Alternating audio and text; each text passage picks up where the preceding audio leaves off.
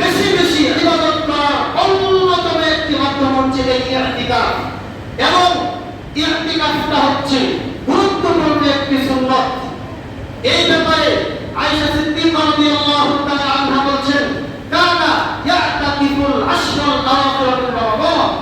আল্লাহর নবী মুহাম্মদ রাসূলুল্লাহ সাল্লাল্লাহু আলাইহি ওয়াসাল্লাম মৃত্যু পর্যন্ত তিনি ইতিকাফ করেছেন।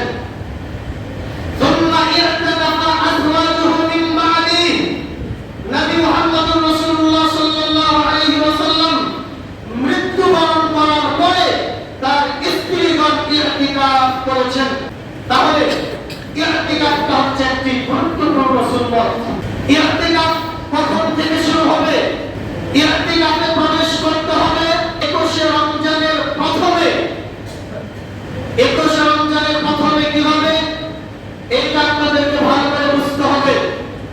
বর্তমান বিশ্বে দিন শুরু হয় রাত 12টার পর থেকে, কিন্তু ইসলামে দিন শুরু হয় সূর্য ডোবার পর থেকে। এই জন্য 20 রমাদান সূর্য ডোবার পর থেকে 21 রমাদান শুরু হয়ে যায়। 21 রমাদানের দিন শুরু হয়ে যায় 20 রমাদান সূর্য ডোবার আগেই যারা ইতিকাফ করতে ইচ্ছুক, যারা ইতিকাফ করবেন, তারা 20 রমাদান সূর্য ডোবার আগেই প্রয়োজনীয় জিনিসপত্র নিয়ে মসজিদের এক সাইডে রেখে দিবেন, এক কোণায় রেখে দিবেন। সূর্য ডোবার পরে মাগরিবের সালাত আদায় করে ইতিকাফে নিজ নিজ স্থানে বসে যাবেন। ইতিকাফের শেষ সময় কখন? ঈদের চাঁদ উঠা মাত্রই, যখনই আপনার কাছে খবর চলে আসবে ঈদের চাঁদ উঠে গিয়েছে, তখনই ইতিকাফ শেষ। ইতিকাফের করণীয়, ইতিকাফে যে কয়টা দিন থাকবেন, এই 10টা দিন ইতিকাফরত অবস্থায় প্রয়োজনীয় যে পোশাকগুলো না হলেই নয়, এইরকম পোশাক শুধু সাথে রাখবেন, আর শুধু পবিত্র কোরআনুল কারীমটাকে সাথে করে নিয়ে আসবেন। এই 10টা দিন আপনাকে অন্যান্য ইসলামিক বই পড়ার প্রয়োজন নেই, অন্যান্য কোনো বই পড়ার প্রয়োজন নেই, কারণ আপনি বছরের অন্য যে কোনো সময়ে সেই বইগুলো পড়ার সুযোগ পাবেন। কিন্তু এই ইতিকাফরত অবস্থায় শুধুমাত্র আপনি বেশি থেকে বেশি কোরআন তেলাওয়াত করবেন। কোরআন তেলাওয়াত করতে করতে যদি ক্লান্ত হয়ে যান, আল্লাহর কাছে দোয়া করবেন, জিকির আজকার করবেন, তাসবিহ তাহলিল পাঠ করবেন, সালাত আদায় করবেন। এইভাবে 10টা দিন অতিবাহিত করবেন। ইতিকাফে বর্জনীয় বিষয়সমূহ,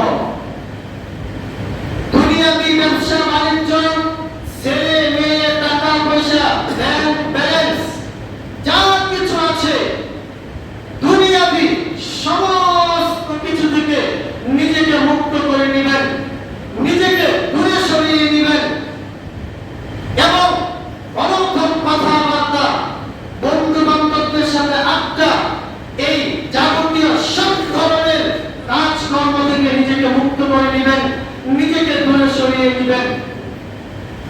এবং বিশেষ করে মোবাইল থেকে নিজেকে দূরে সরিয়ে রাখবেন এই 10টা দিনের জন্য। এই মোবাইলের কারণেই আপনার ইবাদতে খলল আসবে, ঘাটতি আসবে, কমতি আসবে। এই 10টা দিনের জন্য নিজের থেকে মোবাইলকে আউট করে দিবেন, মোবাইল থেকে নিজেকে মুক্ত করে নেবেন, দূরে সরিয়ে দিবেন। তবেই আপনি এই ইতিকাফের যে হক আদায় করতে পারবেন।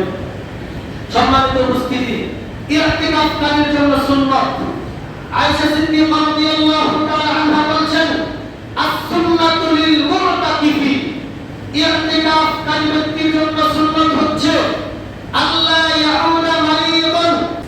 কোন ইতিকাফকারী ব্যক্তি কোন অসুস্থ ব্যক্তিকে দেখতে যেতে পারবে না।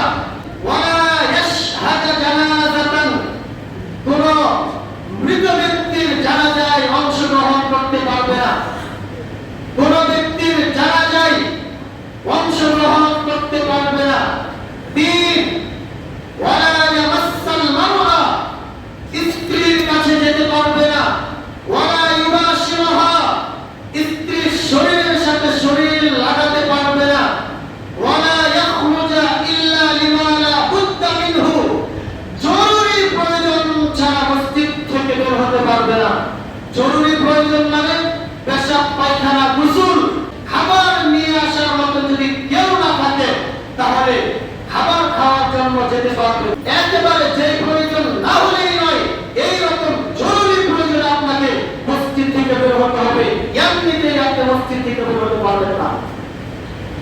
এরপর তিনি বলছেন ওয়ালা ইরতিকাফা ইল্লা বিসাওমিন, সিয়াম না রাখলে ইরতিকাফ হবে না। ওয়ালা ইরতিকাফা ইল্লা ফি মসজিদিন জামিআ, জামি মসজিদ ছাড়া ইরতিকাফ হবে না। আরেকটি গুরুত্বপূর্ণ যে বিষয় সেটি হচ্ছে প্রত্যেক মহল্লার প্রত্যেক মসজিদে প্রত্যেক গ্রামের মসজিদে একজন করে ইরতিকাফ করতে হবে, না হয় সবাই গুনাহগার হবে। এই কথাটি তাহা মিথ্যা কথা।